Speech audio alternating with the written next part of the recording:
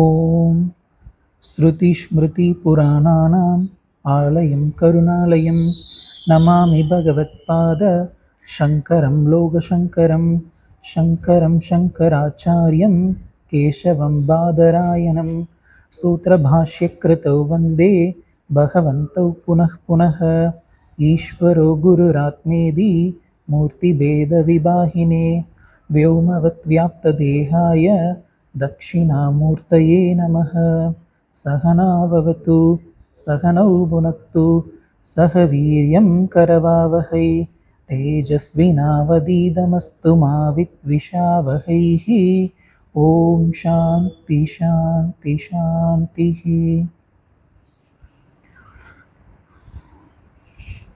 பதஞ்சலி முனிவர் அருளிய பதஞ்சலி யோக சூத்திரம் நம்ம பார்த்துட்டு இருக்கோம். இது வரைக்கும் 16 சூத்திரங்கள் பார்த்துருக்கோம். அதில் மிக முக்கியமான சூத்திரம் என்ன அப்படின்னா, இந்த மனதை ஒழுங்குபடுத்துவதற்கான உபாயமாக ஒரு சூத்திரம் சொல்லப்படுது. என்ன உபாயம் அப்படின்னா அபியாசம் மற்றும் வைராக்கியம். இதில் அபியாசம்னா என்ன அப்படிங்கிறத பார்த்து முடிச்சாச்சு. இப்போ வைராக்கியம்னா என்னங்கிறத பார்த்துட்டு இருக்கோம். நம்ம இதுக்கு முன்னாடி 2 விதமான வைராக்கியம் பார்த்தோம். ஒன்று பர வைராக்கியம், இனி ஒன்று அபர வைராக்கியம். இந்த அபர வைராக்கியம் அப்படின்னா அது கீழானது அப்படின்னா கீழ்படிநிலை. இதை கடந்து தான் அடுத்த ஸ்டேஜுக்கு நம்ம வர வேண்டியது இருக்கு. இந்த அபர வைராக்கியத்தை தொடர்ந்து வரக்கூடியது தான் பர வைராக்கியம். இந்த பர வைராக்கியத்துக்கு நம்ம என்ன பண்ணணும் அப்படின்னா உபனிஷத் படிக்கணும். இதெல்லாம் நம்ம போன கிளாஸில் பார்த்தோம்.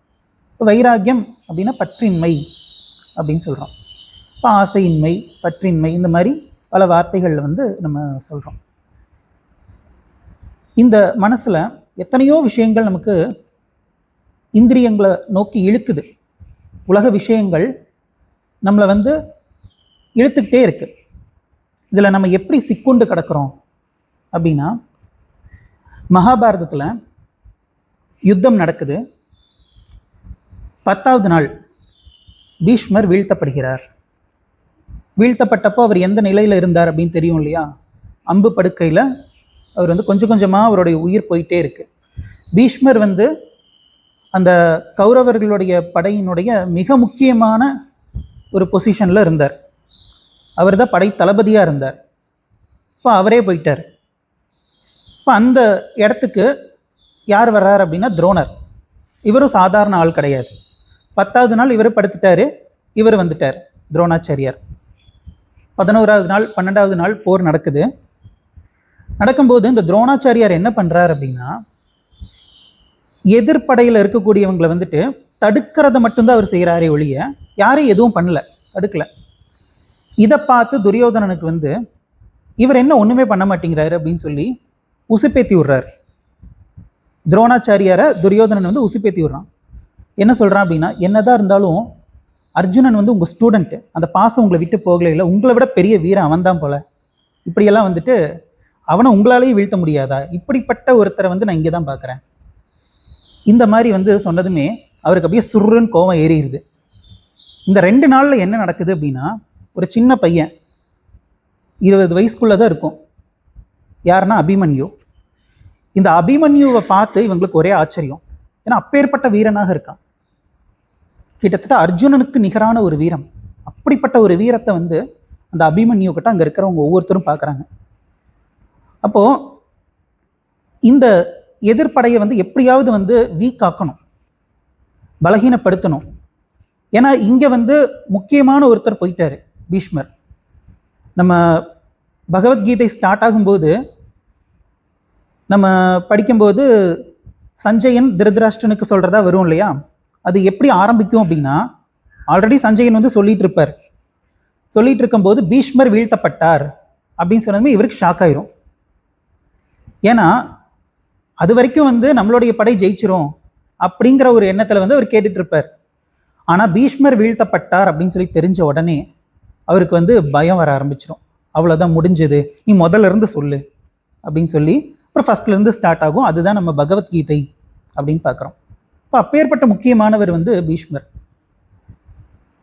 இப்போ என்ன நடக்குது அப்படின்னா, எதிர்ப்படையை சேர்ந்தவங்களை வந்து ஏதாவது ஒன்று பண்ணி நம்ம வந்து காலி பண்ணணும். அதுக்கு இவங்க யாரை வந்து எடுத்துக்கிறாங்க அப்படின்னா அபிமன்யுவை தீர்த்து கட்டிடணும் அப்படின்னு சொல்லி டார்கெட் பண்ணுறாங்க. அதுக்கு வந்து எப்பயுமே வந்து 2 நாட்டுக்கு சண்டை அப்படின்னா ஒரு சில போர் வியூகங்கள் எல்லாம் வகுப்பாங்க இல்லையா, அந்த மாதிரி இங்கே வந்து ஒரு போர் வியூகத்தை வந்து வகுக்கிறாங்க. அதுக்கு பேர் வந்து சக்கர வியூகம் அப்படின்னு பேர். இந்த சக்கர வியூகம்ங்கிறது வந்து அவ்வளோ சாதாரண விஷயம் கிடையாது. அது வந்து மிகச்சிறந்த அறிவாளிகளால் மட்டும்தான் அந்த அந்த சக்கர வியூகத்தையே வகுக்க முடியும். ஏன்னா அது வந்து ஒரு மேத்தமெட்டிக்கல் ஃபார்முலா. அதில் வந்து ஒரு 7 அடுக்குகள் கொண்ட சக்கரம் போல தெரியக்கூடிய ஒரு வீரர்கள் நிற்கக்கூடிய, நம்ம மேலேருந்து பார்க்கும்போது அப்படியே சக்கரம் மாதிரி தெரியும். அதுக்கு வந்து பத்ம வியூகம் அப்படின்னு இன்னொரு பேர் இருக்கு. என்ன காரணம் அப்படின்னா, பத்ம அப்படின்னா தாமரை. இந்த தாமரையில் வந்து ஒரு வண்டு வந்து வருது அப்படின்னா அந்த இலை அப்படியே இப்படி க்ளோஸ் ஆயிடுச்சுன்னா என்ன ஆகும்? தாமரை இதழ்கள் அப்படியே க்ளோஸ் ஆயிடுச்சுன்னா என்ன ஆகும்? வண்டு வந்து வெளியவே வர முடியாது. கிட்டத்தட்ட எதிரியினுடைய நிலை இந்த இடத்துல அப்படிதான் ஆகும். உள்ளே போனால் அவ்வளோதான், க்ளோஸ். ஆனால் இது வந்து ஏதோ அந்த ஒட்டுமொத்த படையவே காலி பண்ணுறதுக்காகலாம் வந்துட்டு இந்த வியூகத்தை வகுக்க மாட்டாங்க. ஒருத்தர் 2 பேர், ஒருத்தர் தான் மெயினாக முக்கியமான தலையாக இருக்கக்கூடியவங்க இருப்பாங்க இல்லையா, அவங்கள கொல்லணும் அப்படிங்கிறதுக்காக அந்த வியூகத்தை வந்து வகுப்பாங்க. அது வந்து ஆச்சரியமாக இருக்கும். நம்ம கேட்டோம் அப்படின்னா 7 அடுக்குகள் அப்படிங்கிறதுலையே வந்துட்டு அதுலேயே ஒரு கணக்கு இருக்குது. இப்போ 1 வந்து 7ஆல் வகுத்தோம் அப்படின்னா ஒரு வேல்யூ வருது 0.142857. 2/7, அதாவது 2 7ஆல் வகுத்தோம் அப்படின்னா இதே வேல்யூ தான் வரும். எப்படி வரும் அப்படின்னா நம்பர் வந்து ஸ்டார்டிங் நம்பர் வேற நம்பர் வரும். 3/7 அதை வகுத்தாலும் இதே நம்பர் தான் வரும், ஸ்டார்டிங் நம்பர் வேறையா இருக்கும், இதே நம்பர் தான் ரிப்பீட் ஆகும். அதாவது 142857 இது ரிப்பீட் ஆகிட்டே இருக்கும். அப்போ கடைசியில் 7/7ன்னு சொல்லி வரும்போது 1 ஆயிருமா? அப்போ அந்த இடத்துல வந்து நிற்கும் போது அந்த மொத்த படையும் வந்து அந்த ஒருத்தனை வந்து கொல்ற மாதிரி ஒரு வியூகம் அது.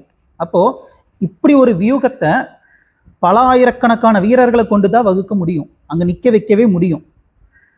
அப்போ அப்படி நம்ம வந்து யோசிக்கிறதுக்கே நமக்கு இப்படி இருக்கு. அப்போ அதை அமைக்கிறதுனா அது எவ்வளோ கஷ்டம். அது அமைக்க தெரிஞ்ச ஒரே ஆள் துரோணர் அந்த இடத்துல. அப்போ இவன் வேற உசுப்பேத்தி விட்டானா துரியோதனன். அதனால வந்து நம்ம டார்கெட் வந்து இன்னைக்கு வந்து அபிமன்யு, நான் வந்து இந்த சக்கர வியூகத்தை வகுக்கிறேன் அப்படின்னு சொல்லிட்டு அதை வகுத்து சோல்ஜர்ஸை நிற்க வச்சாச்சு. அது எப்படி அப்படின்னா உள்ளே போக போக இந்த வீரர்களுடைய எண்ணிக்கை வந்து அதிகமாயிட்டே இருக்கும். ஒருத்தங்க இப்படி நின்னாங்கன்னா இன்னொருத்தங்க இப்படி நிற்பாங்களாமா, இப்படி வந்து வரிசையாக நின்றுட்டு இருப்பாங்க. அவங்களுக்குள்ள ஒரு கணக்கு இருக்கும், உன்னை போட்டு தள்ளிட்டா நான் இந்த இடத்துல வந்துடுவேன் அப்படின்னு சொல்லி.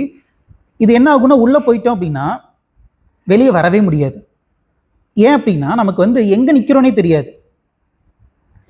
ஏதோ ஃபஸ்ட்டு சக்கரத்துக்குள்ளே நிற்கிற மாதிரி இருக்கும், அதை தாண்டி போன மாதிரி இருக்கும், ஆனால் அதுக்குள்ளேயே இருக்கிற மாதிரியும் நமக்கு இருக்கும். கன்ஃபியூஸ் ஆயிரும், நம்ம எந்த இடத்துல இருக்கோம் அப்படிங்கிறதையும் நமக்கு தெரியாத அளவுக்கு. அந்த வண்டு கதையை யோசிச்சு பாருங்க. உள்ளே போனது தான் தெரியும், அவ்வளோதான், முடிஞ்சது. இருட்டுக்குள்ளே அதுக்கு என்ன தெரிய போகுது? அந்த மாதிரி போனால் முடிஞ்சது, அவ்வளோதான். அந்த மாதிரி தான் நிலைமை. அப்போது அந்த இடத்துல அபிமன்யுவை வந்து வர வச்சு நம்ம போட்டு தள்ளிடணும். இதுதான் அவங்களுடைய பிளான். 13வது நாள் வருது, துரோண பருவம் அப்படின்னு சொல்கிறாங்க அதை. இப்போ அந்த இடத்துல இந்த சக்கர வியூகத்துக்குள்ளே வந்து போயிட்டு வெளியே வர்றதுக்கான அந்த டெக்னிக் தெரிஞ்சவங்க வந்து கிருஷ்ணரும் அர்ஜுனரும். துரோணருக்கும் தெரியும், அப்புறம் இன்னொருத்தருக்கும் தெரியும், துருபதன். இப்போ இதில் வந்து கிருஷ்ணருக்கும் அர்ஜுனருக்கும் தெரியுங்கிறதுனால அவங்க 2 பேரை ஏதாவது ஒன்று பண்ணி டிஸ்ட்ராக்ட் பண்ணி அவங்கள வந்து அந்த போர்க்களத்திலேருந்து அவங்கள வேற எங்கேயாச்சும் அனுப்பிடணும். இதுவும் வந்து ஒரு போர்க்கலை தான். இப்போ அதுக்கு என்ன பண்ணுறாங்க அப்படின்னா ஒரு கிளர்ச்சி நடக்கிற மாதிரி பண்ணி அங்கே வந்து நம்மளுடைய பாண்டவர் படைகள் வந்து அங்கே செத்துட்டு இருக்காங்க அப்படிங்கிற மாதிரி ஒரு நியூஸை வந்து பரப்பி அந்த இடத்துல இவங்க போயாகணும். அப்படி பண்ணி இவங்களை வந்து டிஸ்ட்ராக்ட் பண்ணுறாங்க.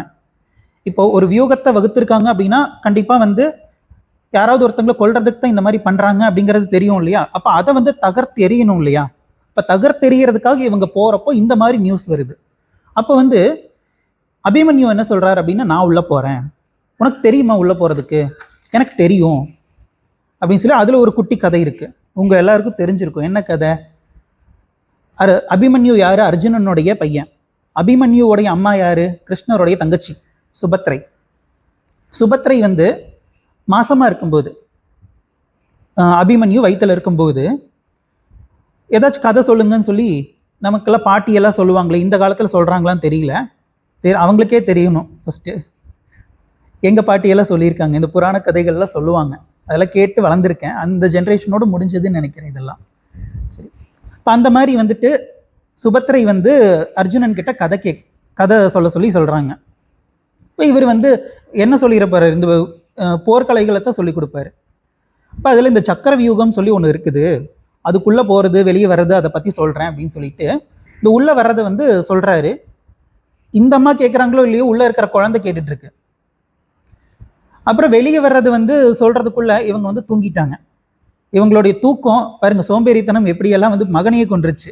கொஞ்சம் கேட்டிருந்தா அந்த குழந்தையும் கேட்டிருந்துருக்கும். இவங்க தூங்கிட்டாங்கன்னு சொல்லி இவர் கிளம்பிட்டார். அப்போது உள்ளே இருந்து அந்த குழந்தைக்கு வந்து உள்ளே போகிற டெக்னிக் மட்டும் தெரிஞ்சிருச்சு, வெளியே வர டெக்னிக் தெரியாது. இப்போது அபிமன்யு வந்து நான் உள்ளே போகிறேன், ஆனால் எனக்கு உள்ளே போகிற டெக்னிக் தான் தெரியும், வெளியே வர்றது எப்படின்னு தெரியாது. இப்போ இவங்க 2 பேரும் வந்து அங்கே போகிறதுக்கு ரெடியாக இருக்கிறாங்க. இப்போ பின்னாடி தர்மன், யுதிஷ்டன், இவர் என்ன சொல்கிறாரு அப்படின்னா, பெரியப்பா நான் இருக்கேன், நான் வர்றேன், உன் பின்னாடியே வர்றேன், இன்னும் ஒரு 4-5 பேர் இருக்கிறாங்க, அவங்க எல்லாம் சேர்ந்து நாங்கள்லாம் உன் கூடயே வர்றோம் அப்படின்னு சொல்லி, யார் எதுவும் பண்ண முடியாது, ஒன்று நாங்கள் பார்த்துக்குறோம். ஏன்னா அபிமன்யு சாதாரண வீரன் கிடையாது, அவனை வந்து சமாளிக்கவே முடியல, பயம்ங்கிறது கொஞ்சம் கூட இல்லையம்மா, அந்த அளவுக்கு மிகச்சிறந்த வீரன். இருந்தாலும் நாங்களும் பின்னாடி வர்றோம், நீ ஒன்றும் ஆக மாட்ட அப்படின்னு சொல்லி அர்ஜுனனுக்கும் வந்துட்டு ப்ராமிஸ் பண்ணி, உன் பையனை நாங்கள் பார்த்துக்குறோம், நீ போயிட்டு வா அப்படின்னு சொல்லி அனுப்பிடுறாங்க. இப்படி வந்து உள்ள நுழையும் போது அந்த உள்ள ஒரு, அதாவது ரவுண்டாக அப்படியே சக்கரமாக இருக்கும்னு சொன்னோம் இல்லையா, அப்போ அவங்களையெல்லாம் தாண்டி தான் போயாகணும். ஃபஸ்ட்டு அபிமன்யு உள்ளே போயாச்சு, மற்றவங்க எல்லாரையுமே ஒருத்தன் தடுத்துட்டான். அவன் வந்து ஜெயத்ரதன் அப்படிங்கிற ஒரு பக்கா கிரிமினல். ஏன் அப்படி சொல்கிறேன் அப்படின்னா, அவனுக்கு ஒரு கதை இருக்குது. அவன் வந்து, இவங்க இந்த பஞ்சபாண்டவர்கள் காட்டில் இருந்தாங்க இல்லையா, காட்டில் இருந்தப்போ இந்த திரௌபதி இவங்க வந்து குளிச்சுட்டு இருந்திருக்காங்க. இவன் வந்து அந்த இடத்த கிராஸ் பண்ணி போகிறான். யார்? ஜெயத்ரதன். கிராஸ் பண்ணி போகும்போது இந்த திரௌபதி மேலே ஆசைப்பட்டு முடியை பிடிச்சி இழுத்து அப்படியே தரன்னு கூட்டிகிட்டு போகிறான். இப்போ அந்த இடத்துல வந்து முனிவர்கள் சில பேர் வந்து அந்த இடத்த சுற்றி இருந்திருக்காங்க, அவங்களுடைய மனைவிகள் அந்த இடத்துல இருந்திருக்காங்க. அதை வந்து பார்த்தா அவங்களுக்கு வந்து நம்ம கண்ணு முன்னாடி இப்படி ஒரு அநியாயம் நடக்குது அப்படின்னு சொல்லி அதை எப்படியாச்சும் தடுத்து நிறுத்தணும் அப்படின்னு சொல்லி அவங்க என்ன பண்ணுறாங்க அப்படின்னா, அந்த தேருக்கு முன்னாடி போய் படுத்துடுறாங்க. இதை மீறி வந்து யாருமே வந்து, நமக்கே வந்து மனசாட்சி உறுத்தும் இல்லையா, ஒரு அநியாயம் பண்ணுறோம், நிறைய லேடிஸ் வந்து நம்ம முன்னாடி வந்துட்டு அந்த வண்டிக்கு முன்னாடி படுத்திருக்காங்கன்னா சில மூவிஸ்லாம் பார்க்குறோம். இந்த முதல்வன் அப்படின்னு ஒரு மூவி வந்துச்சு, பஸ்ஸு முன்னாடி வந்து படுத்துட்டு இப்போ எறா பார்ப்போம் அப்படின்னு சொல்லி சொல்லுவாங்க. அந்த மாதிரி இந்த லேடிஸ் எல்லாம் வந்துட்டு படுத்துட்டாங்க. இவனுக்கு கொஞ்சம் கூட இறக்கமே இல்லாமல் அவங்க மேலேயே தேரை ஓட்டிட்டு போகிறான். இவங்க வந்து படுகாயம், அதாவது பெண்கள் அந்த இடத்துல எப்படி இருந்திருக்காங்கன்னு பாருங்க. தான் முன்னாடி வந்து இப்படி ஒரு அநியாயம் நடக்குது, தன்னால் என்ன செஞ்சு காப்பாற்ற முடியுமோ காப்பாற்றணும் அப்படின்னு சொல்லிட்டு அந்த இடத்துல வந்து அப்படியே அவங்க வந்து அவங்களால ஆன முயற்சியை வந்து செய்கிறாங்க. ஆனால் இவன் வந்து ஈவ இறக்கம் இல்லாமல் அவங்க மேலே ஏற்றிட்டு போகிறான். ஆக்சுவலாக திரௌபதி யார் அப்படின்னா, அவனுக்கு வந்து சகோதரி முறையாகுது. எப்படின்னா, இந்த ஜெயத்ரதன் வந்து இந்த கௌரவர்கள் இருக்காங்க இல்லையா, அவங்க கூட பிறந்த ஒரே ஒரு தங்கச்சி ஒருத்தி இருக்கிறா, துச்சலான்னு சொல்லி பேர். அந்த துச்சலையுடைய கணவன் தான் இவன். அப்படி பார்த்தா திரௌபதி வந்து தங்கச்சியோ அக்காவோ, வயசுல மூத்தவங்கன்னா அக்கா, குறைஞ்சவங்கன்னா வந்து தங்கச்சி, சகோதரி முறையாகுது. அந்த சென்ஸ் கூட இல்லாமல் இழுத்துட்டு போகிறான். அதுக்கப்புறம் வந்து இவங்க எல்லாரும் வந்து அவனை பிடிச்சி நல்லா அடித்து துவைச்சி துவம்சம் பண்ணிட்டாங்க. ஆனால் கொல்லலை. என்னதான் இருந்தாலும் நம்ம தங்கச்சி புருஷன் அப்படின்னு சொல்லி தர்மன் வந்து அந்த இடத்துல வந்துட்டு காம்ப்ரமைஸ் ஆகிட்டாரு. இன்னொன்று என்ன அப்படின்னா, ஜெயத்ரதனுடைய அப்பா, இதுக்கு ஒரு கதை இருக்குது, சுருக்கமாக சொல்லிடுறேன். இவங்க அப்பா வந்து ஒரு தவம் பண்ணி தன்னுடைய மகன் இறந்து யாருடைய கைகளால் அவனுடைய தலை வந்து கீழே மண்ணில் விழுகுதோ அவங்க தலை சுக்கு நூறாக வெடிச்சு போகட்டும், வெடிச்சு செதறட்டும் அப்படின்னு சொல்லி ஒரு வரம் வாங்கி வச்சிருக்கான் அவங்க அப்பா. 7 வயசுலேயே வந்துட்டு இவனை வந்து அரசனாக்கிட்டு அவர் வந்து காட்டுக்கு போயிட்டார். அவன் மகன் மேலே அவ்வளோ பிரியம். அப்போ இந்த மாதிரி ஒரு வரமும் இருக்கு. இப்போ இப்படிப்பட்டவன் தான் வந்து என்ன பண்ணியிருக்கான் அப்படின்னா, இவங்களெல்லாம் உள்ளே வராமல் தடுத்திருக்கான். பீமனையே தடுத்துட்டான்.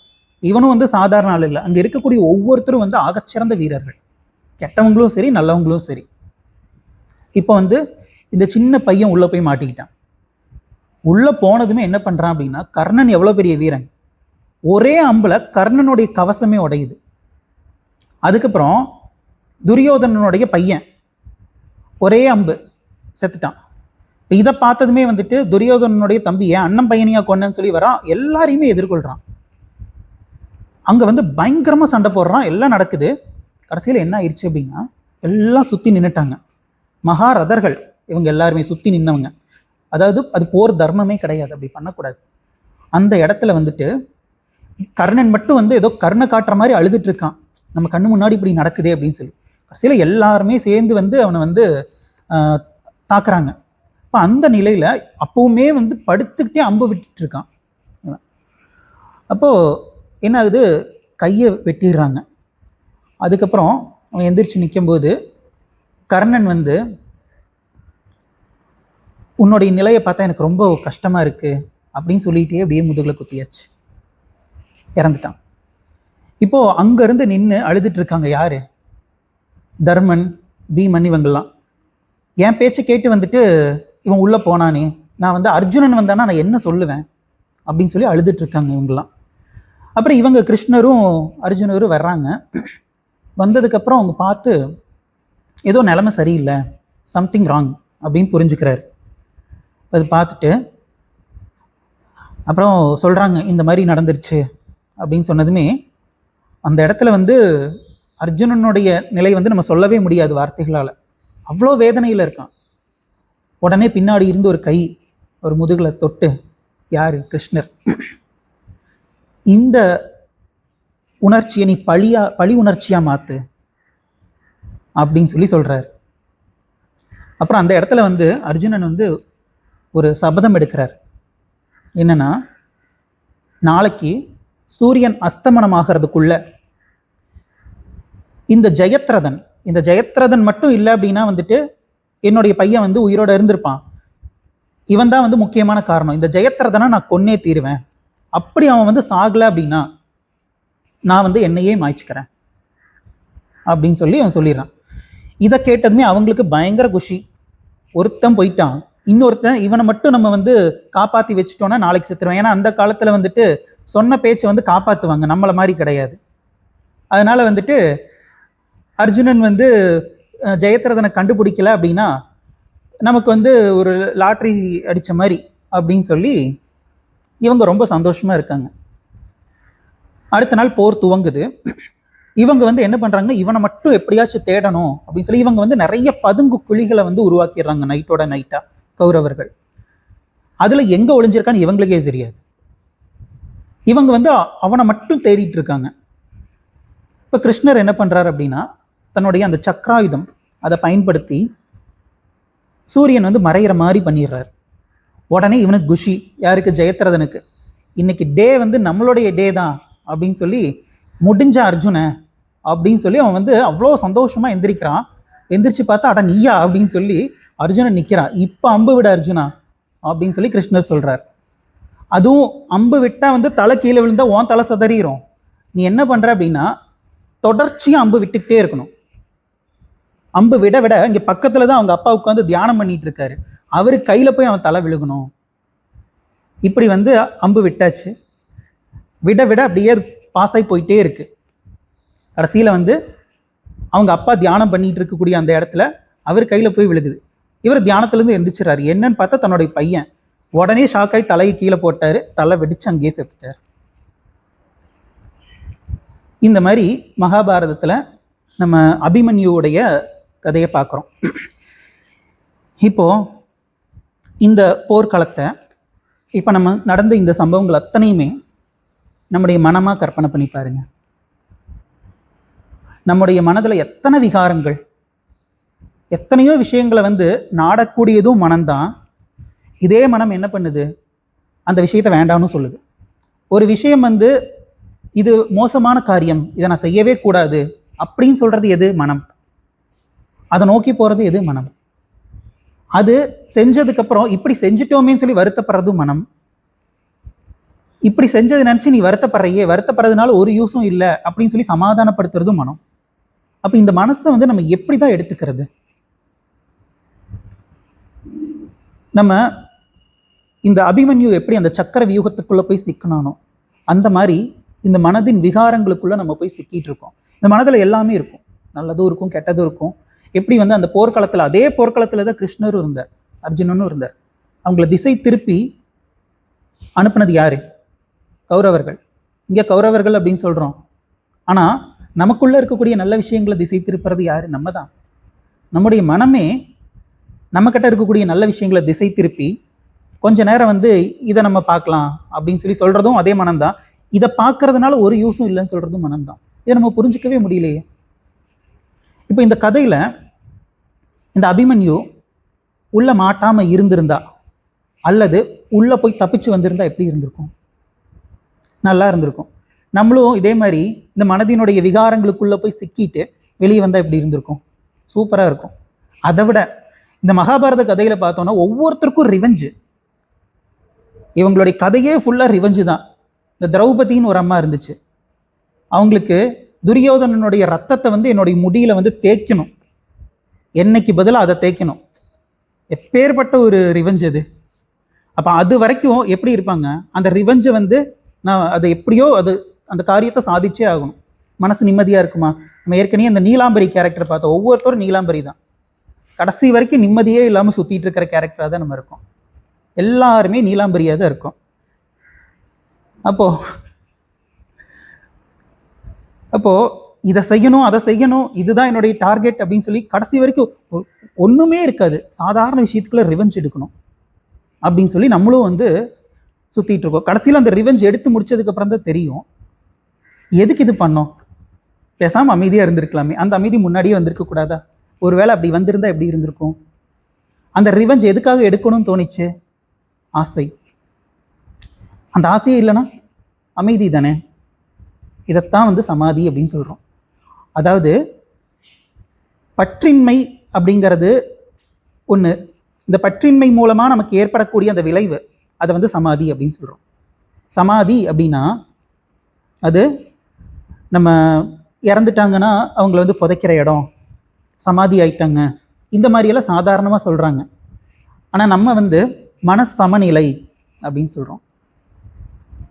அதாவது துன்பத்திலையும் சரி இன்பத்திலையும் சரி மனம் சமநிலையில் இருக்கிறது.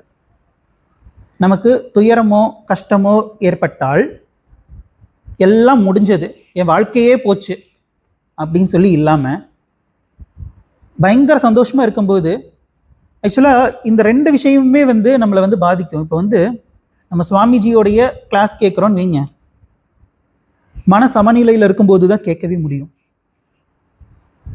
ஒரு துக்கம் அப்படின்னா நம்ம கேட்போமா? கேட்க மாட்டோம். நானே வருத்தத்தில் இருக்கேன், கொஞ்ச நாள் போட்டோம் நான் கேட்குறேன் அப்படின்னு சொல்லிடுவோம். ரொம்ப சந்தோஷம் அப்படின்னா சரி இது இருக்க தானே, இது எப்பயுமே இருக்கும் கிளாஸு, நான் வந்து ஃபஸ்ட்டு இதை என்ஜாய் பண்ணிட்டு வரேன் அப்படின்னு சொல்லி தான் போவோம். இது ரெண்டுமே இல்லாமல் அந்த சமநிலையில் இருக்கும்போது தான், ராமரெல்லாம் நம்ம வந்து போன கிளாஸில் உதாரணம் பார்த்தோம். அந்த சமநிலையை தான் நம்ம வந்து சமாதி அப்படின்னு சொல்கிறோம். இப்போ யோக சூத்திரத்தில் நம்ம ரெண்டு விதமான வைராகியம் பார்த்தோம் இல்லையா? ஒன்று பர வைராகியம், இன்னொன்று அபர வைராகியம். அப்போது இந்த ரெண்டு விதமான வைராகியத்தை அடைய பெற்றவர்களுக்கு ரெண்டு விதமான சமாதிங்கிறது வரும் இல்லையா? அதுதான் வந்து ரெண்டு பேரில் சொல்கிறாரு.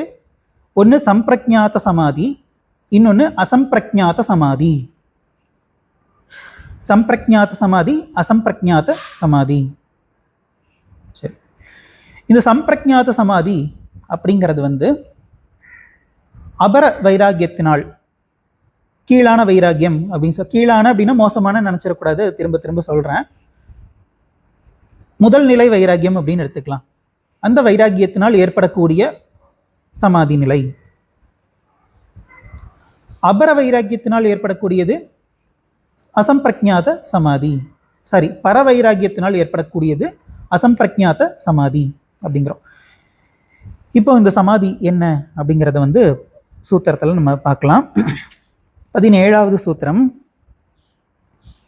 நம்ம எப்பயுமே வந்து பதஞ்சலி ஸ்துதி சொல்லிட்டு தான் ஆரம்பிப்போம். இன்னைக்கு வந்து நம்ம சொல்லலை, அதனால சூத்திரத்துக்கு போகிறதுக்கு முன்னாடி பதஞ்சலி ஸ்துதி சொல்லிடலாம். பதஞ்சலி ஸ்துதி. யோகேன சித்தஸ்ய பதேன வாசாம் மலம் ஷரீரஸ்ச வைத்யகேன யோபாகரோத்தம் பிரவரம் முனீனாம் பதஞ்சலிம் பிராஞ்சலிரானதோஸ்மி. 17வது சூத்திரம். விதர்க்க விசார ஆனந்த அஸ்மிதா ரூப அனுகமாத் சம்பிரஜாத்தக. இதில் 4 விஷயங்கள் சொல்லப்படுது. விதர்க்க விசார ஆனந்த அஸ்மிதா, இந்த 4 விஷயங்கள். ரூபானுகமாத் சம்பிரஜாத்தக. இப்படிப்பட்ட தியானம், இப்படிப்பட்ட தியானத்தினால் சம்பிரஜாத சமாதியானது உண்டாகிறது. இப்போ விதர்க்க நம்ம இதை பார்க்கறதுக்கு முன்னாடி இது பரிபாஷைங்கிறது ஞாபகம் வச்சுக்கணும். பரிபாஷை அப்படின்னா அந்தந்த சப்ஜெக்டில் பயன்படுத்தக்கூடிய வார்த்தைகள். நம்ம இதுக்கு நிறைய உதாரணம் பார்த்துருக்கோம். இப்போ ப்ராடக்ட் அப்படிங்கிற வார்த்தை காமர்ஸ், எக்கனாமிக்ஸ் இது மாதிரியான சப்ஜெக்டில் பொருள் அப்படிங்கிற அந்த அர்த்தத்தில் நம்ம பயன்படுத்துவோம். அதுவே மேக்ஸில் மல்டிப்ளிகேஷன் அப்படிங்கிற அர்த்தத்தில் பயன்படுத்துவோம். ஸோ அந்த மாதிரி இதில் இந்த விதர்க்கம் விசாரம் இந்த வார்த்தைகள் எல்லாம் நம்ம டிக்ஷனரியில் பார்த்தா ஒரு அர்த்தம் இருக்கும். ஆனால் இங்கே யோகிகள் இந்த யோக மார்க்கத்தில் இதில் ஒரு அர்த்தத்தில் பயன்படுத்துவாங்க. இதுக்கு என்ன அர்த்தம் அப்படின்னு பார்க்கலாம். ஃபர்ஸ்ட் விதர்க்கம். விதர்க்கம்னா இந்திரியங்களுக்கு விஷயமானவை குறித்த. அடுத்து விசாரம், இது மனதிற்கு விஷயமானவை குறித்த. அடுத்து ஆனந்தம், மனத்தையே விஷயமாக வைத்து. அஸ்மிதா, கரணங்களை விட்டு கர்த்தாவை குறித்த. ரூபானுகமாத், இப்படிப்பட்ட தியானத்தால் சம்பிரஜாத்தக, சம்பிரஜாத சமாதியானது உண்டாகிறது. இப்போ இதனுடைய விளக்கம் என்ன? இந்திரிய விஷய, அந்த கரண விஷய, அந்த கரணமே விஷய, அகங்கார விஷயங்களை தியானிப்பதை தொடர்ந்து உண்டாகும் சமாதி சம்பிரஜாத சமாதி ஆகும். சரியா? இப்போ இது என்ன அப்படின்னா, இப்போ சாதாரணமாக நம்ம இந்த இந்திரிய விஷயங்களில் ஆரம்பத்தில் நமக்கு அதில் தான் பற்று அதிகமாக இருக்கும். மற்றதெல்லாம் அதை கடந்து தான். இப்போது இந்திரியங்கள், அதுக்கப்புறம் மனம், இது ரெண்டையும் நம்ம கம்பேர் பண்ணோம் அப்படின்னா இதில் சூக்ஷ்மமானது மனம், இந்த இந்திரியங்கள் கொஞ்சம் ஸ்தூலமாக தெரியும். அப்போ நம்ம எடுத்த எடுப்பில் சூக்ஷ்மத்துக்கு போக முடியாது. அப்போ நம்ம ஸ்டெப் பை ஸ்டெப்பாக தான் வர வேண்டியது இருக்குது. அப்போ இந்திரியங்களுக்கு விஷயமானவை குறித்த எதெல்லாம் நமக்கு இந்திரியங்களுக்கு விஷயமாக இருக்கோ அந்த விஷயங்களை குறித்து நம்ம தியானிக்கும் போது நமக்கு உண்டாகக்கூடிய ஒரு சமாதி நிலை. பிறகு நம்முடைய மனதில் தோன்றக்கூடிய கருணை, அன்பு, இது மாதிரியான விஷயங்கள், மனதில் தோன்றக்கூடிய சாதாரண எண்ணங்கள், இது மாதிரியான விஷயங்களை நம்ம எடுத்து தியானிக்கும் போது, இதுக்கு முன்னாடி தியானம்னா என்னங்கிறத பார்த்துடலாம். தியானம் அப்படிங்கிறது ஏதாவது ஒரு விஷயத்தை நம்ம எடுத்துக்கிட்டு அதை குறித்து தொடர்ந்து சிந்திப்பதற்கு நாம் செய்யக்கூடிய முயற்சி, அதுதான் தியானம். இந்த நிலையில நமக்கு மற்ற விஷயங்கள் நம்மளை டிஸ்டர்ப் பண்ணும். அப்படி டிஸ்டர்ப் பண்ணும்போது தொடர்ந்து நம்ம எடுத்துக்கொண்ட விஷயத்தையே சிந்திப்பதற்கு செய்யக்கூடிய முயற்சி தான் தியானம். நான் தியானம் பண்ணும்போது எனக்கு நிறைய எண்ணங்கள் என்னை டிஸ்டர்ப் பண்ணுது அப்படின்னு சொன்னால் அதுதான் தியானம். டிஸ்டர்ப் பண்ணலை அப்படின்னா நம்ம எடுத்துக்கொண்ட அந்த விஷயத்தை மட்டுமே தொடர்ந்து நம்மளால சிந்திக்க முடிஞ்சது அப்படின்னா அது சமாதி அப்படின்னு சொல்கிறோம். அப்போ அந்த இடத்துல திரிபுடி அப்படின்னு சொல்லுவாங்க. இந்த திரிபுடி அப்படிங்கிறது என்ன அப்படின்னா தியானம், தியானிப்பவன், தியானிக்கப்படும் பொருள், இந்த 3ம் அந்த இடத்துல இருக்கும். அப்படி இருக்கும்போது ஏற்படக்கூடிய அந்த சமாதி நிலை, அதுதான் சம்பிரஜாத சமாதி அப்படின்னு சொல்கிறோம். இதை நம்ம வேதாந்த பாஷையில் சொல்கிறதா இருந்தால் சவிகல்ப சமாதி அப்படின்னு சொல்லுவோம். வேதாந்தத்தில் இதே சமாதி நிலையை சவிகல்ப சமாதி அப்படின்னு சொல்லுவோம். அப்போ இந்திரியங்களுக்கு விஷயமானவை குறித்து இருக்கக்கூடிய விஷயங்களை நம்ம ஏதாவது ஒன்று எடுத்து நம்ம தியானம் பண்ணி அதன் மூலமாக சமாதி நிலை அடைகிறது. பிறகு மனதிற்கு விஷயமானவை குறித்து நம்ம உபனிஷத்தில் பார்த்தோம் அப்படின்னா உபனிஷத்துலேயும் இந்த மாதிரியான உபாசனைகள் சொல்லப்படும், தியானங்கள் சொல்லப்படும். விராட் உபாசனை, பகவானை நம்ம சர்வஜராக, சர்வஜர், சர்வ வியாபி. எப்படின்னா இந்த சூரியன் சந்திரன் இது ரெண்டுமே பகவானுடைய கண்கள். அப்புறம் ஸ்வர்கலோகம் அப்படிங்கிறது பகவானுடைய கிரீடம். அப்புறம் பூமி பகவானுடைய பாதம். இந்த மாதிரி நினச்சி ஒட்டுமொத்த ஜகத்தையே பகவானா நம்ம தியானம் பண்ணுறது. இப்போது சர்வ வியாபி அப்படிங்கிறது நம்ம எப்படி மனசில் தான் நம்ம மனசில் நினச்சி தான் நம்ம தியானம் பண்ண முடியும். ஸோ இப்படி நம்ம தியானம் பண்ணி அடையக்கூடிய சமாதி நிலை. பிறகு மனத்தையே விஷயமாக கொண்டு, அது இந்த நிலையில மனம் வந்து அமைதியா இருக்கும். அதனாலதான் இங்க ஆனந்த அப்படிங்கிற வார்த்தை வந்து சொல்லப்பட்டிருக்கு. அமைதியா இருந்துச்சுன்னா எப்படி இருக்கும்? சந்தோஷமா இருக்கும். இப்ப இந்த நிலையில நம்ம வந்து மனதின் அந்த அமைதி நிலையை குறித்து அதையவே நம்ம தியானிக்கிறது. அப்படி தியானம் செய்யும் போது ஏற்படக்கூடிய சமாதி. பிறகு அகங்காரம், நான் இருக்கிறேன் அப்படிங்கிறத குறித்து மட்டும் செய்யக்கூடிய தியானம். இப்ப இந்த நிலையிலையும் அந்த திரிபுட்டி அப்படிங்கிறது இருக்கு. தியானம், தியானிப்பவன், தியானிக்கப்படும் பொருள் அப்படிங்கிறது இந்த நிலையிலையுமே இருக்கு. அப்ப இதுவும் வந்து இதுதான் நம்ம பார்த்தோம், அந்த கீழான வைராகியத்தினுடைய ஒரு அதன் மூலமாக ஏற்படக்கூடிய சமாதி நிலை அப்படின்னு சொல்றோம். இந்த வைராகியம் வர வர கொஞ்சம் கொஞ்சமா இந்திரியங்கள் மீதான அந்த விஷயங்கள், அந்த விஷய போகங்கள் அது வந்து அப்படியே கொஞ்சம் கொஞ்சமாக குறைஞ்சு மனதிற்கு அப்புறம் வந்து மனதையே, அதாவது ஃபர்ஸ்ட் நம்ம இந்திரியங்களை குறித்து எந்தெந்த விஷயங்கள்ல பற்றுடன் இருக்கிறோமோ அந்த விஷயங்கள் வந்து அப்படியே படிப்படியாக நமக்கு குறைஞ்சு அப்படியே வந்து இந்த வைராகியம் வந்து வலு பெறும்போது நமக்கு ஏற்படக்கூடிய சமாதி நிலை இந்த இடத்துல வந்து சொல்லப்படுது. அடுத்து ரூப அனுகமாத், இப்படிப்பட்ட தியானத்தினால் சம்பிரக்ஞாத சமாதியானது உண்டாகிறது. அப்ப இந்த நம்ம ஏற்கனவே பார்த்த மாதிரி அந்த 3 திரிபுட்டி, தியானிப்பவன், தியானிப்பவன், தியானம் செய்யும் பொருள், இந்த மூன்றுமே இருக்கும்போது நமக்கு ஏற்படக்கூடிய சமாதியானது சம்பிரக்ஞாத சமாதி என்று சொல்லப்படுகிறது. பிறகு அசம்பிரக்ஞாத சமாதி, இது வந்து 18வது சூத்திரத்துல சொல்லப்படுது. அது என்னன்னு பார்க்கலாம். விராம பிரத்யய அபியாச பூர்வக சம்ஸ்கார சேஷோ அந்யக. விராம அப்படின்னா இதுக்கு வந்து பொதுவான பொருள் வந்து விடுமுறை. இந்த இடத்துல என்ன அப்படின்னா துயரங்களை தரக்கூடிய எண்ணங்களானது சென்று விட்டது, அதுக்கு லீவ் விட்டாச்சு அப்படின்னு அர்த்தம். பிரத்யய அப்படின்னா காரணம். அபியாச பூர்வக அப்படின்னா பயிற்சி அபியாசம்னா தெரியும், பயிற்சி செய்வதன் விளைவாக. அடுத்து சம்ஸ்கார சேஷோ அப்படின்னா வறுக்கப்பட்ட சம்ஸ்காரங்கள்னா மனதில் இருக்கக்கூடிய பதிவுகள். இது வந்து எப்படி ஆயிரும் அப்படின்னா வறுக்கப்பட்ட விதைகளை போல ஆயிருமாமா. இப்போ விதையை வந்து எடுத்து நம்ம வறுத்துட்டோம் அப்படின்னா அது மண்ணில் போட்டு நம்மளால வந்து மறுபடியும் அது முளைக்க வைக்க முடியாது. அது மாதிரி நம்மளுடைய பதிவுகள் ஆயிருமாமா. அந்யம்னா உங்களுக்கே தெரியும், இதுக்கு முன்னாடி சொல்லப்பட்ட அந்த சமாதிக்கு வேறான அசம்பிரக்ஞாத சமாதி அப்படின்னு நம்ம புரிஞ்சுக்கணும். இப்போ இதனுடைய பொருள் என்ன அப்படின்னா இந்த சம்பிரக்ஞாத சமாதிக்கும் வேறான துன்ப காரணங்களை நீக்கும் பயிற்சியால் மனப்பதிவுகள் ஒடுக்கப்பட்ட சமாதி. அப்போ இங்கே பயிற்சி அப்படின்னு சொல்லப்படுறது வந்து என்ன அப்படின்னா நம்ம ஏற்கனவே பார்த்தோம், பரவைராகியத்துக்கு வந்துட்டு எது சாதனம் அப்படின்னா ஞான யோகம். நம்ம வந்து உபனிஷத்து படிக்கணும். உபனிஷத்து படிக்கும்போது தான் நமக்கு வந்து பரவைராகியமானது சித்திக்கும்.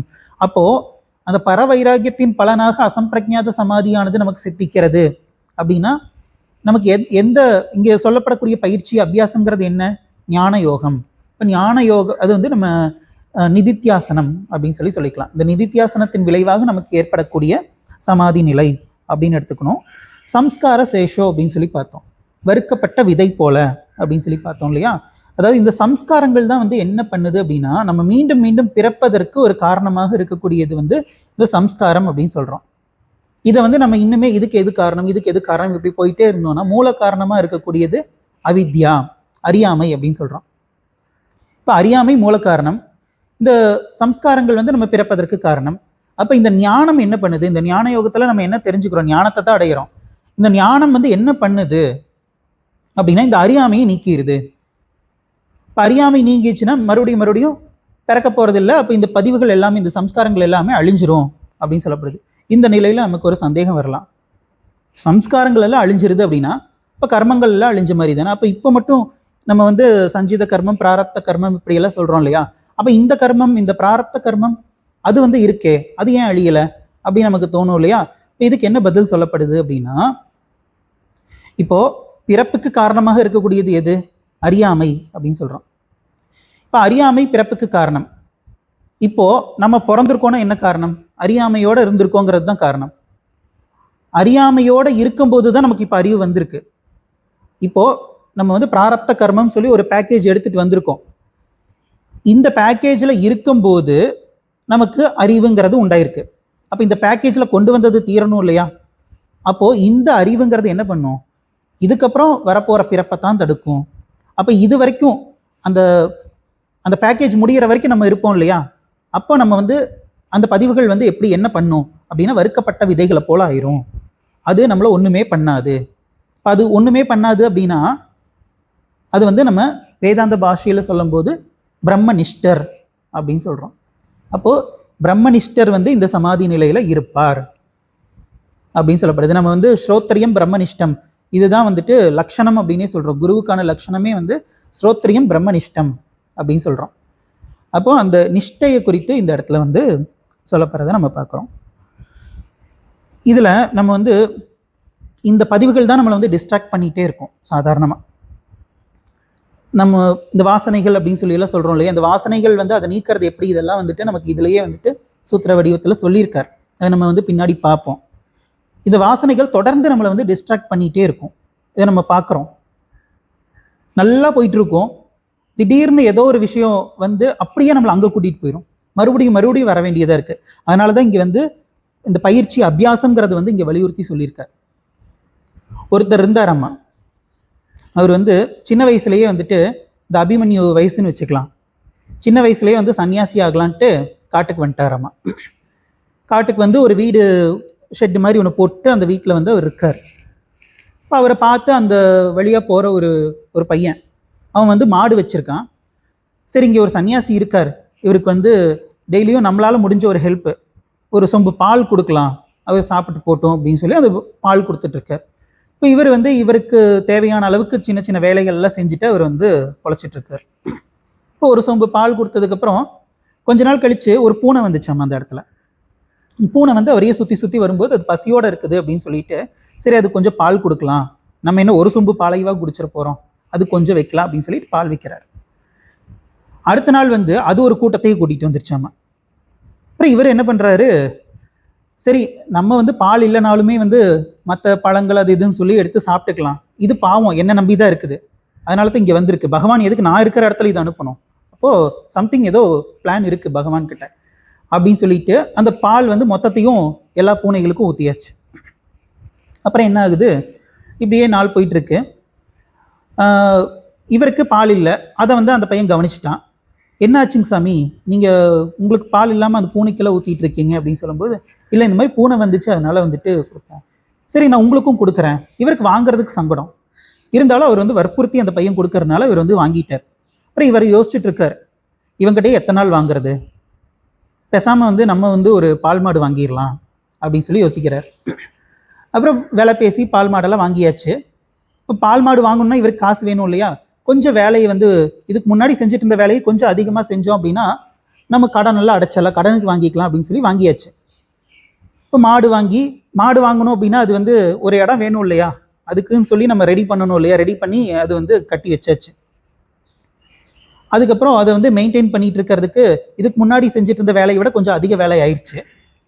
மாடு சும்மா நின்றுட்டு இருந்தால் அதுவாக பால் கொடுக்காது, கறக்கணும். கறக்கிறதுக்கு ஒரு ஆள் போட்டாச்சு. இப்போ ஆள் போட்டாச்சுன்னா அவனுக்கு சம்பளம் கொடுக்கணும் இல்லையா, அப்போ அதுக்கு இவர் இன்னும் கொஞ்சம் வேலை செஞ்சாகணும். இதை பார்த்துட்டு இருக்கிறவங்க என்ன சொன்னாங்கன்னா, ஒரு ஆளாக இருந்து எதுக்கு இவ்வளோ கஷ்டப்படுறீங்க, பேசாமல் ஒரு கல்யாணம் பண்ணிக்கோங்க அப்படின்னு சொல்லி, ஆமாம் இதுவும் நல்ல யோசனையாக இருக்கே அப்படின்னு சொல்லி கல்யாணம் பண்ணிடுறாரு. குழந்தை குட்டியும் பெற்றாச்சு, 2 பசங்க. இப்படியே வந்து ரொம்ப நாள் ஆகுது, நல்லபடியாக வாழ்க்கை போயிட்டு இருக்குது. அப்புறம் பசங்களும் வளர்ந்துட்டாங்க. அப்புறம் அப்பாட்ட சொல்கிறேன், நீங்கள் ஒருத்தராக இருந்து எவ்வளோ கஷ்டப்படுவீங்க, இனிமேல் நாங்கள் பார்த்துக்குறோம், நீங்கள் ரெஸ்ட் எடுங்க, உங்களுக்கும் வயசாயிருச்சு, எவ்வளோ நாள் தான் நீங்கள் உழைப்பீங்க அப்படின்னு சொல்லி இவர் ரிட்டையர்மெண்ட் ஏஜுக்கு வந்துட்டார். ரிட்டையராக யோசிச்சுட்டு இருக்கார். ஒரு நாள் தூங்கிட்டு யோசிச்சுட்டு இருக்காரு, 80 வயசு ஆயிடுச்சு. யோசிச்சுட்டு இருக்காரு, பழைய விஷயங்கள் எல்லாம் ஒவ்வொன்றா அப்படி யோசிச்சுட்டு இருக்காரு. யோசிக்கும்போது, ஆமாம் நம்ம எதுக்கு இங்கே வந்தோம், சன்னியாசி ஆகணும் தானே வந்தோம் அப்படிங்கிறது அப்போ தான் தெரியுது அவருக்கு.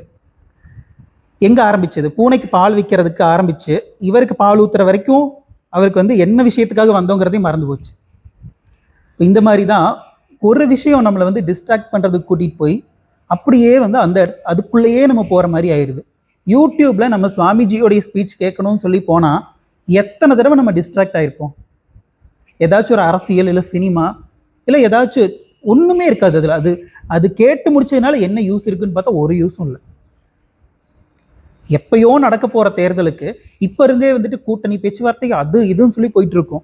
நம்மளும் உட்காந்து கேட்டுப்போ, இவங்க கூட கூட்டணி வச்சிருவாங்க, அப்போ இவங்க தான் ஜெயிப்பாங்க, அது இதுன்னு இருப்போம், கடைசியில் ஒன்றுமே இல்லாமல் புஷ்ஷுன்னு முடிஞ்சிடும். நமக்கு அவ்வளோதான், அது கேட்டதுனால ஒரு யூஸும் இல்லை. அப்போ இந்த மாதிரி வந்து டிஸ்ட்ராக்ஷன்ஸ் திரும்ப திரும்ப வரும். அதிலிருந்து நம்ம மீண்டு வர்றதுக்கு தான் இந்த அபியாசம் நிதித்தியாசனம் அப்படிங்கிறத வந்து வலியுறுத்தி சொல்லப்படுது. சரி, இதுக்கப்புறம் பவ பிரத்யய சமாதி அப்படின்னு சொல்லி ஒரு பேர் வச்சு இன்னொரு சமாதி சொல்றாரு. அதுவும் இந்த சம்பிரக்ஞாத சமாதி ரெண்டும் கிட்டத்தட்ட சேம் தான். 19வது சூத்திரம். பவ பிரத்யயோ விதேக பிரகிருதி லயானாம்.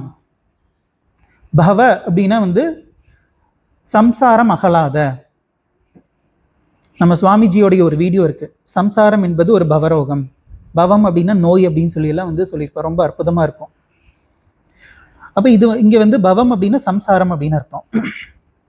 பிரத்யய அப்படின்னா உங்களுக்கு ஏற்கனவே தெரிஞ்சிருக்கு, போன சூத்திரத்துல பார்த்தோம், காரணம் அப்படின்னு பார்த்தோம்.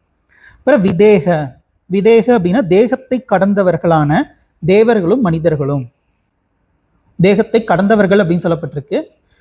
பிறகு பிரகிருதி லயானாம், ஜட உடலில் மனத்தை லயம் செய்தவர்கள். இதுக்கு என்ன பொருள்? தேவர்களிலும் மனிதர்களிலும் சம்சாரம் அகலாத அவித்யா உடைய சிலர் மனத்தை லயம் செய்தவர்கள் உள்ளனர்.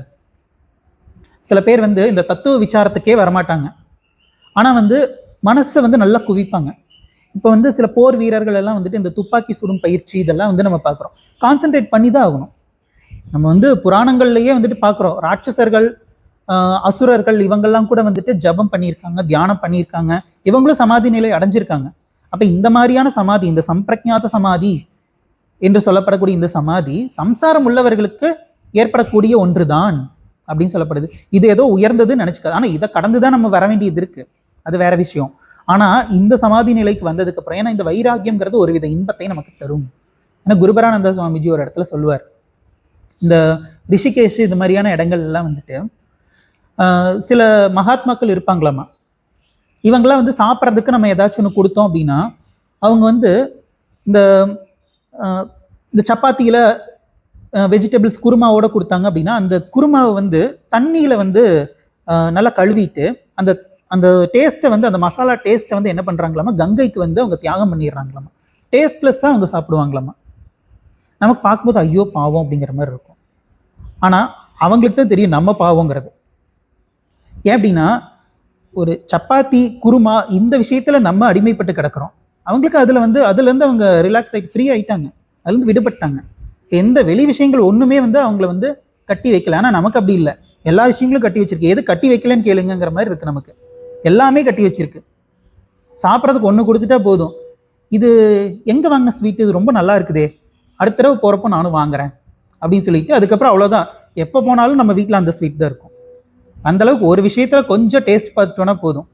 இந்த மிருகங்கள் எப்படி ரத்தத்துடைய அந்த டேஸ்ட் பார்த்துச்சுன்னா விடவே விடாதுன்னு சொல்ற மாதிரி, கிட்டத்தட்ட அதே மாதிரி தான் நம்மளும் இருக்கும். பரிணாம வளர்ச்சியில வந்து இந்த உருவத்துல மனுஷனா இருக்கோமே ஒழிய இந்த மிருக புத்தி அப்படிங்கிறது நமக்கும் இருக்கத்தான் செய்யுது. அப்போ இது மாதிரியான மகாத்மாக்கள், இவங்களும் மகாத்மாக்கள் தான், ஆனா உதாசீன மகாத்மாக்கள் அப்படின்னு சொல்லி சொல்றாரு.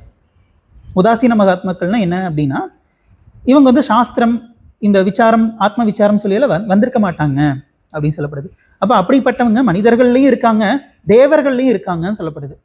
தேவர்கள் அவங்களுக்கும் ஒரு சரீரம் இருக்கே, அவங்களுக்கு வந்து சூக்ஷ்ம சரீரம் அப்படிங்கிறது இருக்கு. அந்த சூக்ஷ்ம சரீரத்தை பயன்படுத்தி இது மாதிரியான சமாதி நிலைக்கு செல்வார்கள். ஸோ அப்படிப்பட்ட சமாதி தான் வந்துட்டு பவ பிரத்யய சமாதி அப்படின்னு சொல்லப்படுது. பிறகு அடுத்ததாக அதையும் கடந்தவர்கள், இந்த ஞான யோகத்தில் ஈடுபட்டவர்கள், அவங்களுடைய சமாதி இதை விட உயர்ந்ததாக இருக்கணும் இல்லையா, அது எப்படிப்பட்டது அப்படிங்கிறது சொல்லப்படுது. 20வது சூத்திரம். ஸ்ரத்தா வீரிய ஸ்மிருதி சமாதி பிரக்ஞா பூர்வக இதரேஷாம். ஸ்ரத்தா அப்படின்னா நம்பிக்கை, எல்லாருக்கும் தெரிஞ்ச ஒரு வார்த்தை தான். நம்பிக்கை அப்படின்னா என்ன? நம்பிக்கைன்னா நம்பிக்கை, வேற என்ன அப்படின்னு தோணும். பகவான் வந்து பகவத்கீதையில ஸ்ரத்தாவான் லபத்தே ஞானம் அப்படின்னு சொல்றார். அப்படின்னா என்ன? ஸ்ரத்தையுடையவனே ஞானத்தை அடைகிறான் அப்படின்னு சொல்லி சொல்றார். இப்போ என் பேக்கெட்ல ஒரு 10,000 ரூபாய் இருக்கு அப்படின்னு நான் சொல்றேன். இப்போ உங்களுக்கு இது ஒரு ஞானம் தானே? என் பேக்கெட்ல 10,000 ரூபாய் இருக்குங்கிறது ஒரு ஞானம் தானே? இப்போ நான் எடுத்து காட்டுறேன், எடுத்து காட்டினதுக்கு அப்புறம் நீங்க அதை பாக்குறீங்க, அது ஒரு ஞானம் தானே? இப்போ இந்த ரெண்டுல எதுக்கு நீங்க ஞானம்ங்கிற ஸ்டேட்டஸ் கொடுப்பீங்க? பார்த்ததுக்கு கொடுப்பீங்க, ஒருவேளை நான் சொன்னதுக்கும் கொடுத்தீங்கன்னா அதுக்கு பேர் ஸ்ரத்தை. அந்த மாதிரி சாஸ்திரம் படிக்கும்போது சாஸ்திரம் படிக்கிறதுனால இதுதான் பலன் அப்படிங்கிறத வந்து நீங்கள் அந்த பலனை அடைஞ்சதுக்கப்புறம் நீங்கள் நம்ப வேண்டிய அவசியம் இல்லை. அடையிறதுக்கு முன்னாடி நீங்கள் நம்பித்தான் ஆகணும். அதுதான் ஸ்ரத்தை. நீங்கள் பார்த்துட்டீங்க அப்படின்னா, நான் ரூபா நோட்டு 10,000 ரூபாய் எடுத்து காட்டிட்டேன், பார்த்ததுக்கப்புறம் ஞானம் வந்துருச்சு, அதுக்கப்புறம் ஸ்ரத்தை வைக்கணும்னு என்ன அவசியம் இருக்குது? ஆனால் நான் சொன்னது என்கிட்ட 10,000 ரூபாய் இருக்குன்னு நான் சொன்னேன் இல்லையா, அது மேலே நீங்கள் ஸ்ரத்தை வச்சாகணும். அப்போது நீங்கள் பார்க்கறதுக்கு முன்னாடியே ஞானத்துக்கான ஸ்டேட்டஸை என்னுடைய வார்த்தைகளுக்கு கொடுக்குறீங்க. அப்படி வந்து குருவோடைய வார்த்தைகளுக்கு நீங்கள் அந்த ஞானத்துக்கான ஸ்டேட்டஸ் கொடுத்தீங்கன்னா அதுக்கு பேர் ஸ்ரத்தை அப்படின்னு சொல்லப்படுது. சரி, அடுத்து வீரிய. வீரிய அப்படிங்கிறது தொடர் அபியாசம், தத்துவத்தை தொடர்ந்து சிந்திக்கின்ற சக்தி. இதுவும் வந்து அது பரிபாஷை தான். அடுத்து ஸ்மிருதி. ஸ்மிருதி அப்படின்னா தியானம் இந்த இடத்துல, அதாவது தத்துவத்தை தொடர்ந்து சிந்தித்ததன் பலனாக. அடுத்து சமாதி. சமாதினா ஒரே விஷயத்துல நிலைத்திருத்தல், கவனம் அப்படின்னு சொல்றோம். அதுக்கப்புறம் பிரக்ஞா பூர்வக. பிரக்ஞா அப்படின்னா தெரியும், பிரக்ஞானம் பிரம்மம் இப்படி சொல்லியெல்லாம் வந்து நம்ம மகா வாக்கியம் பார்க்குறோம். பிரக்ஞா அப்படின்னா ஞானம், பிரக்ஞான பூர்வக அப்படின்னா வந்து ஞானம் தெளிவடைதல், தெளிவான அபரோக்ஷமான ஆத்ம ஞானம் உடையவர்கள். இதரேஷாம் அப்படின்னா ஏனையோர்.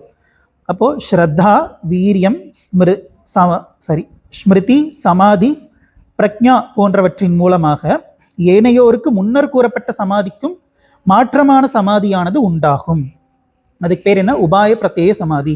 ஒரு உபாயத்தின் மூலமாக நம்ம வந்து இந்த சமாதி நிலையை அடைகிறோம். இது தானா வந்து நமக்கு கிடைக்காது. நம்ம ஏற்கனவே வந்து பார்த்தாச்சு, பதஞ்சலி முனிவர் வந்து உனக்கு இந்த வைராக்கியம் பர வைராக்கியம் வேணும் அப்படின்னா நீ போய் குருவை பார்த்து உபனிஷத் படி அப்படின்னு சொல்லி அவர் அதோடு முடிச்சிட்டார். அவர் வந்து இந்த சமாதி எப்படி உண்டாகுங்கிறத பற்றி வந்துட்டு அவர் டீட்டெயில்டாக சொல்லலை. ஏன், என்ன காரணம்? அந்த வைராக்கியம் தான், பர வைராக்கியம் பற்றி வந்து விரிவாக சொல்லலை. என்ன காரணம் அப்படின்னா அவர் ஆல்ரெடி ப்ராமிஸ் பண்ணிட்டார். என்ன அப்படின்னா சித்த விருத்தி நிரோதம் பற்றி தான் நான் பேச போகிறேன் அப்படிங்கிறத அவர் சொல்லிட்டார். அதனால இந்த ஞான யோக சப்ஜெக்டை வந்து அவர் வந்து சும்மா டச் பண்ணிட்டு ஊறுகா மாதிரி, நம்ம எப்படி உலக விஷயங்களை வந்துட்டு சாப்பிட்டு சாப்பாடு மாதிரி எடுத்துட்டு இந்த ஞானத்தை வந்து சைடிஷ் மாதிரி எடுத்துக்கிறோம், அந்த மாதிரி இவரும் ஞானத்தை வந்து சைடிஷாக எடுத்துட்டார். சரியா? சரி, அப்போ இது வந்து இந்த மாதிரியான நிலைகள் ஸ்ரத்தா, வீரியம், ஸ்மிருதி, சமாதி, பிரக்ஞா, இந்த மாதிரி இந்த நிலைகளை கடந்து நமக்கு ஏற்படும் அப்படின்னு சொல்லப்படுது. இப்போ ஸ்ரத்தானா ஏற்கனவே பார்த்தோம், நம்பிக்கை. அப்புறம் வீரியம், நம்ம தொடர்ந்து இந்த தத்துவத்தை வந்து சிந்திக்கக்கூடிய அந்த சக்தி, அதை வந்து வீரியம். இது வந்து இந்த ஸ்ரத்தையை ஒன்னொன்னு தொடர்ந்து வரக்கூடியது. ஸ்ரத்தாவை தொடர்ந்து வரக்கூடியது வீரியம், வீரியத்தை தொடர்ந்து வரக்கூடியது ஸ்மிருதி. ஸ்மிருதி அப்படின்னா தியானம் அப்படின்னு சொன்னோம் இல்லையா? அப்போ தியானம்னா இந்த இடத்துல என்ன? நிதித்தியாசனம். நிதித்தியாசனம் செய்வதன் விளைவாக நமக்கு ஏற்படக்கூடியது சமாதி. பிறகு பிரக்ஞா, நான் மாத்திரமாக இருத்தல், அபரோக்ஷ ஞானம் அப்படிங்கிறது. சரி, பிறகு அடுத்தது 21வது சூத்திரம். தீவிர சம்வேகானாம் ஆசன்னக. தீவிர சம்வேகானாம் ஆசன்னக. தீவிர, இது வந்து நம்முடைய முயற்சி பலன் அது எப்படி இருக்குங்கிறது வந்து அடுத்த 2 சூத்திரங்கள்ல வந்து சொல்றாரு. தீவிர அப்படின்னா உங்களுக்கே தெரியும், தீவிரம் ஒரே குறிக்கோள்ல இருக்க வேண்டிய தீவிரம். சம்வேகானாம், வேகம் அப்படின்னு சொல்லி அதுலேயே இருக்கு இல்லையா, கடும் முயற்சி. ஆசன்னக அப்படின்னா குறிக்கோளை நெருங்கிய நிலை. இப்போ தீவிர வைராகியம் உடையவர்களுக்கும் முன்னர் சொல்லப்பட்ட அபியாசத்தை முறையாக கடைபிடித்தவர்களுக்கும் மேற்கூறப்பட்ட உபாய பிரத்யேக சமாதியானது விரைவாக அடையப்படுகிறது. அடுத்தது வந்துட்டு 22வது சூத்திரத்துல இதுவே வந்து 3 நிலைகள்ல சொல்லப்படுது. மிருது, மத்யாதி மாத்திரவாத், ததோபி விசேஷக. மிருது, மிருது அப்படின்னா மிருதுவான நிலை. மத்திய, உங்களுக்கே தெரியும் மத்திய நிலை. அதி அப்படின்னா அதி தீவிரம் இப்படியெல்லாம் சொல்றோம் இல்லையா, தீவிரம். மாத்திரவாத் அளவுகளில். ததோபி விசேஷக, மேற்கூறிய யோகியர் வேறுபடுகின்றனர். நம்ம வந்து இது வேதாந்தத்தில் வந்து நம்ம எப்படி பார்ப்போம், இந்த முமுக்ஷுக்கள் அதில் வந்து மந்த முமுக்ஷு, அப்புறம் வந்து மத்தியம முமுக்ஷு, அப்புறம் வந்துட்டு உத்தம முமுக்ஷு, இப்படியெல்லாம் வந்து நம்ம பார்க்குறோம் இல்லையா. அவங்களுடைய இந்த முமுக்ஷுத்துவம் எந்த அளவுக்கு இருக்குது அப்படிங்கிறத பொறுத்து. ஏன்னா எல்லாருமே மோட்சத்தை தான் நாடுறாங்க, ஆனால் இதுதான் மோட்சம் அப்படிங்கிறது சில பேருக்கு தான் தெரியுது. அப்படி தெரியும் போது எடுப்பில் வந்துட்டு எனக்கு மோட்சம் தான் வேணும்னு சொல்லிட்டு ஃபர்ஸ்ட் ஆளாக வந்து நிற்கிறது கிடையாது. அவங்க வந்து எத்தனையோ ஆசைகள் இருக்கும், நோட் எடுத்து பார்த்தா அத்தனை விஷயங்கள் வந்து எனக்கு இத்தனை ஆசைகள் இருக்குது அப்படின்னு சொல்லி எழுதி வச்சுருப்பாங்க. அதில் மோட்சம்ங்கிறது வந்து எந்த லிஸ்ட்டில் இருக்குன்னு சொல்லி பார்த்தா 22,412வது இடத்துல எனக்கு இருக்குது. மோட்சம்ங்கிறது எனக்கு இருக்குது, எனக்கு வேணும். ஆனால் இத்தனை ஆசைகள் எனக்கு இருக்குது, அதெல்லாம் முடிச்சுட்டு நான் வந்துடுறேன் அப்படின்னு சொல்லிட்டு நம்ம வச்சுருப்போம். இவ்வளோ பெரிய புக்கு வச்சுருப்போம். இந்த யம தர்ம ராஜா எப்படி எல்லாருடைய பாவ கணக்குகளையும் வச்சுருக்கார், அந்த அளவுக்கு பெருசாக நம்மளுடைய ஆசைகள் அப்படிங்கிறது இருக்கும். இதில் என்ன பியூட்டி அப்படின்னா, ஏதாவது ஒரு ஆசை வந்து நம்ம நிறைவேற்றணும் அப்படின்னு சொல்லி நினைப்போம். இப்போ வீடு வாங்கணும் அப்படின்னு சொல்லி ஆசைப்படுறோம் அப்படின்னா, சும்மா வீடு மட்டும் வாங்கிட்டா போதுமா? உள்ளே போகிறதுக்கு சோஃபா வேணும். அப்புறம் வெறும் வீடு மட்டும் வச்சுருந்தா, கார் இல்லாமல் அவன் வீடு மட்டும் வச்சுருக்கான் இப்படி சொல்லுவாங்க. அப்போ கார் வாங்கணும். இப்போ கார் வாங்கினா அதுக்கு தேவையான சில பொருள், இப்படி வந்து ஒரு ஆசை நிறைவேறினதுக்கப்புறம் அந்த ஆசைக்குள்ள சில பட்டி டிங்கிரிங்கெல்லாம் பார்க்கறதுக்கு இன்னும் சில ஆசைகள் வந்து ஆட் பண்ண வேண்டியது இருக்குது. அப்போ வந்து ஒரு ஆசைக்கு இப்படி அப்படின்னா, இப்போ நம்மக்கிட்ட ஏற்கனவே ஆயிரக்கணக்கானது இருக்குது. அதனால தான் 22,400 சில்ட்ரன் சொன்னேன். அவ்வளோ இதையும் தாண்டி கடைசியில் நமக்கு மோட்சம் அப்படிங்கிறது நம்ம எழுதி வச்சுருப்போம். அதையும் பெருமையாக சொல்லிக்குவேன், நான் மோட்சத்தை வந்து இலக்காக வச்சுருக்கேன் அப்படின்னு சொல்லுவோம். இது வந்து நம்ம வந்து மிருதுவான நிலை அப்படின்னு சொல்கிறோம். இது வந்து மந்த நிலை, நம்ம வேதாந்தத்தில் படிக்கும்போது மந்த நிலை அப்படின்னு சொல்லுவோம். அப்புறம் மத்திய நிலை அப்படின்னு சொல்கிறது, அது ஃபஸ்ட்டாக வந்துடும். நமக்கு அப்படியே கொஞ்சம் கொஞ்சமாக குறையுது அப்படின்னா அது இம்ப்ரூவ்மெண்ட் தான். இந்த 22,412ங்கிறது 22,411 வந்தால் கூட இம்ப்ரூவ்மெண்ட் தான். அது கூட வராமல் இன்னுமே வந்து 22,450 இப்படியெல்லாம் போயிடக்கூடாது. இப்படி போகாமல் இருக்கிறது கொஞ்சம் முன்னாடி வந்துச்சுன்னா அது வந்து பெட்டர் தான்.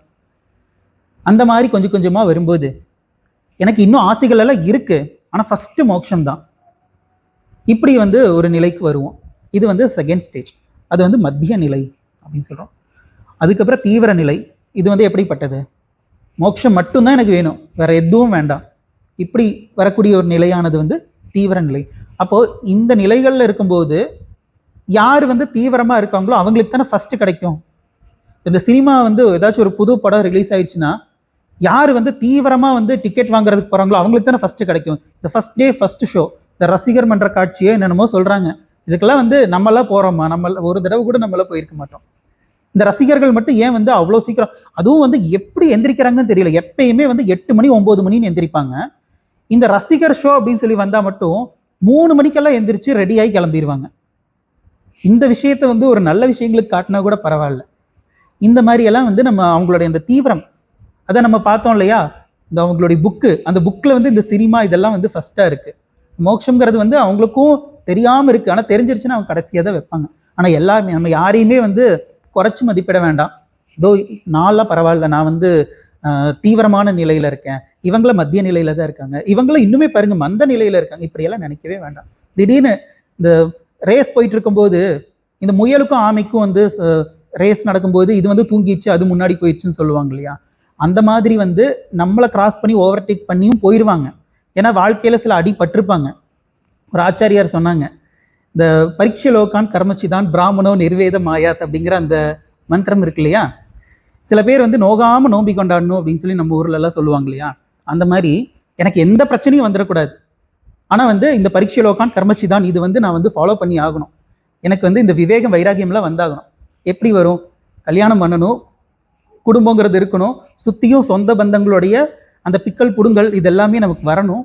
இதெல்லாம் இருந்தால் தானே வந்துட்டு நமக்கு வந்து இந்த பரீட்சை லோகான் கர்மச்சிதான். இதெல்லாம் இல்லைன்னா அப்புறம் என்ன பரீட்சை லோகான்னு கர்மச்சிதான்னு எதுவுமே இருக்காது. அப்போ நம்ம வந்து இந்த பிக்கல் புடுங்கலை எல்லாம் சந்திக்கணும், அதெல்லாம் சந்திச்சு தான் வரணும். அப்போது நம்மளை விட வந்து நம்ம கொஞ்சம் சேஃப் ஜோனில் இருந்தோம் அப்படின்னா, சில பேர் நம்மளை விட வந்துட்டு சில பிக்கல் புடுங்கல் எல்லாம் அதிகமாக இருக்கும், நம்மளை ஓவர்டேக் பண்ணிட்டு போயிடுவாங்க. அப்போ வந்துட்டு அவங்க ஃபஸ்ட் இடத்துக்கு வந்திருப்பாங்க, நம்ம வந்து பின்னாடி இருந்து புலம்பிகிட்டு இருப்போம். ஸோ யாரையுமே நம்ம குறைச்சி மதிப்பிட வேண்டாம். எல்லாருக்குமே அவங்களுடைய அந்த தீவிரத்துக்கு தகுந்த மாதிரி அவங்க வந்து முன்னாடி பின்னாடின்னு வருவாங்க. நம்ம நம்மளோடது மட்டும் ஃபோக்கஸ் பண்ணுவோம். ஸோ இதன் அடிப்படையில் இந்த யோகியர் வந்து வேறுபடுகிறார்கள் அப்படின்னு சொல்லி சொல்கிறார். இப்போ இதுக்கப்புறம் என்ன சொல்ல போகிறார் அப்படின்னா, ஈஸ்வர தத்துவத்தை வந்து இதுக்கப்புறம் வந்து சொல்ல போகிறார். நம்ம வந்து அது வந்து அடுத்த கிளாஸில் தான் பார்க்க போகிறோம். இந்த யோகம் அப்படிங்கிறது வந்து நம்ம சம்பிரதாயத்தில் வந்து 6 தர்ஷனங்கள் இருக்குது, ஆஸ்திக தர்ஷனங்கள். அதாவது நம்ம தர்ஷனத்தை 2ஆக பிரிக்கிறோம், ஆஸ்திக தர்ஷனம் நாஸ்திக தர்ஷனம் அப்படின்னு சொல்லி பிரிக்கிறோம். ஆஸ்திகம் அப்படின்னா வேதத்தை பிரமாணமாக ஏற்றுக்கொண்டவர்கள் அப்படின்னு அர்த்தம். நாஸ்திகம் அப்படின்னா வேதத்தை பிரமாணமாக ஏற்காதவர்கள். நம்ம இதெல்லாம் ஆரம்பத்திலே பார்த்துருக்கோம் என்னன்னு சொல்லி. இப்போ இதில் இந்த சாங்கியம் அப்படின்னு சொல்லி ஒரு மதம் இருக்குது. அது இந்த ஆஸ்திக தர்சனங்களுக்குள்ள வரக்கூடியது. இந்த சாங்கியமும் யோகமும் கிட்டத்தட்ட ஒண்ணுதான். என்ன வித்தியாசம் அப்படின்னா ஈஸ்வரன். இங்க ஈஸ்வர தத்துவமானது சொல்லப்படுது, சாங்கியத்துல அது சொல்லப்படல.